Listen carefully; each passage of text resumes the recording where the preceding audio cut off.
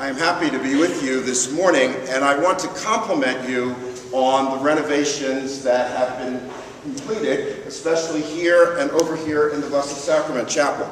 They look stunning, and I'm very happy for you, and I thank Monsignor for his leadership in making this all possible. Thank you, Monsignor.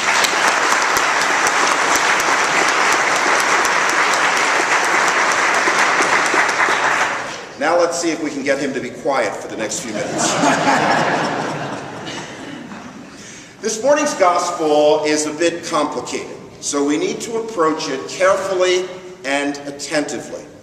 It calls us to take a look at how we approach Jesus and what the life is that Jesus gives us. The stage is set for the gospel in our first reading from the book of Wisdom, where we hear the words, "God did not make death, nor does he rejoice in the destruction of the living." Our God is a God of life. When God created us, he created us to be imperishable. There was no death at the beginning. It was through the envious quality of the evil one and our free will that we sinned and gained what is called in the scriptures as the knowledge of good and evil. And with that knowledge came death. But by nature, we were meant to be imperishable. And so the movement through history is God's attempt to restore us to our former state, to reconcile us with what we were before we sinned and turned away from God. That is why all of history climaxes in the resurrection of Jesus Christ. That is why all through the Easter season, we remind ourselves that death no longer has dominion over us. That truth is captured in the famous scriptural verse, "Death, where is thy victory? Death, where is thy sting?" As Jesus himself moved closer to his triumph over death, he began to work signs and wonders to prepare the apostles for what was to come. In today's gospel, he returns from across the lake, and Mark describes two events which he sandwiches together so that they can comment on each other and underline the message for us. The first is about a synagogue official. He would have been a layperson who was the treasurer of the synagogue. The fact that Jairus feels the freedom to come to Jesus and falls at his feet shows how much he loved his daughter. Because if you remember, the last time that Jesus went to the synagogue, they tried to kill him. Jairus is so concerned for his daughter that he puts aside his embarrassment and puts aside the past events and begs Jesus for help. He tells Jesus that his daughter is dying and asks him to come and lay his hands on her. For the Jewish people, the laying on of hands was how people were healed. By touching a person, you could provide a pathway between God and that person. Jesus, as usual, is moved by the man's love and sets off for Jairus' home. Now suddenly, in the midst of this story, Mark places another story. It is the story of a woman who has been inflicted with hemorrhages or chronic bleeding. Not only is she physically ill, having lost a great deal of blood, but she is also impure according to the Jewish law. Thus, anything she touches becomes impure as well. All the people of the town, including her own husband, would have been avoiding her, and she would not have been allowed to enter the temple to pray.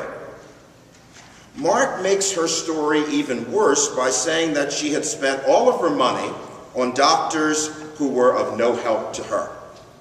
Then Mark lets us hear the woman's thoughts.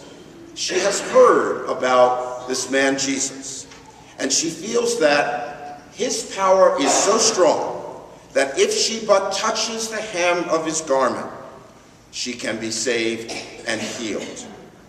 Now remember, that should she touch anyone in her condition of impurity, that would render the person that she touches impure also.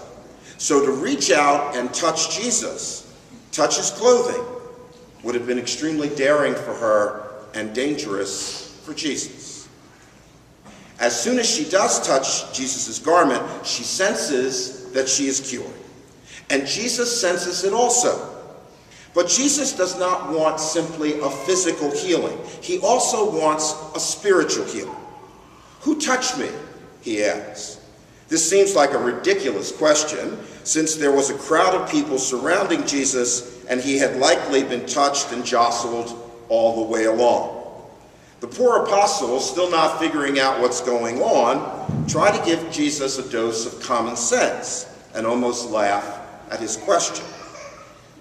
But what was different about this woman's touch was that Jesus felt her faith. He looks around, and when their eyes meet, she realizes that not only does she know that she's been healed, but Jesus knows as well. She is afraid because she has made Jesus ritually unclean. So when she falls down before him, it is in a spirit of fear.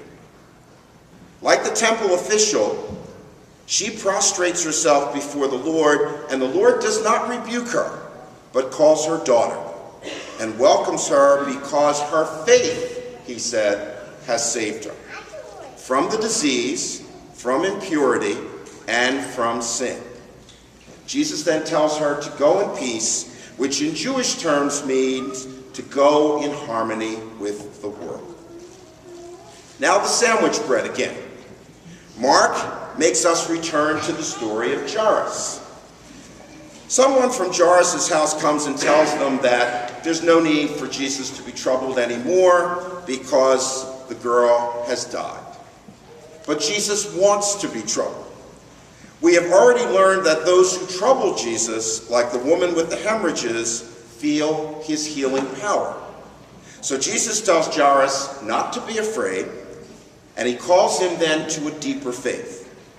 If Jairus thought for a moment that this man could heal a sick person, now he was being asked to believe that this man could raise someone from the dead. Here we get a glimpse of who Jesus really is. When Jesus gets to the house, they are already having a wake for the girl. Jesus walks into the midst of the commotion, and the people gathered there hear him say, "The girl is not dead, she's asleep."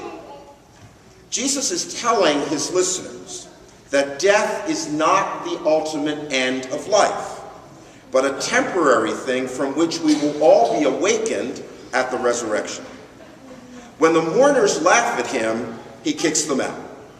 He knows that to accomplish what he has to do, he needs an environment of faith. Jesus takes the girl's hand and in Aramaic says to her, "Little girl, I say to you, arise." The girl does arise, much to the astonishment of everyone, and immediately Jesus sees her physical need and gets her something to eat. Jesus then asks the family not to tell anyone, which is a difficult thing in the circumstances, but perhaps Jesus wanted them simply to celebrate as a family. Now, each one of the miracles in Mark's gospel, the cure of Simon's mother-in-law, the cure of the leper, the cure of the paralytic, each one of those miracles leads up to this miracle. Each one increases the idea that Jesus not only has the power to overcome physical illness, but he also has the power to overcome death. In each case, the way that the person experiences Jesus' power is by rejecting fear and embracing faith. A faith that comes with living contact with Jesus. And that, my brothers and sisters, is the key, to reject fear and embrace faith. Mark has been preparing us for the ultimate moment of this story, when Jesus finally conquers death itself at his resurrection and then goes on to restore us. to eternal life, to the life intended for us by God from the beginning. This morning, Mark is giving us the opportunity to think about the hemorrhaging woman and Jairus as models of how we should approach Jesus and receive life and healing from him. Both of them had faith and deliberately sought Jesus out. One even touched him. But how do we approach Jesus? Do we merely bump up against him, for instance, when we are coming to communion? Do we approach communion in a half-conscious way, thinking more of what will preoccupy us as the day goes on? Or do we approach Jesus in the Eucharist with a real awareness of what a difference he can make in our lives? Jesus can make a difference in our lives if we come to him with faith and make contact with him in the Eucharist. He has overcome death for us, but he wants more. Our God is a God of life, and he wants us to have life to the full. Let us come this morning to him in faith and allow him to lead us and increase our faith. Then the joy of Jairus and the woman with hemorrhages will be ours, and we will know the good news of this gospel, that God's love for you and for me is everlasting.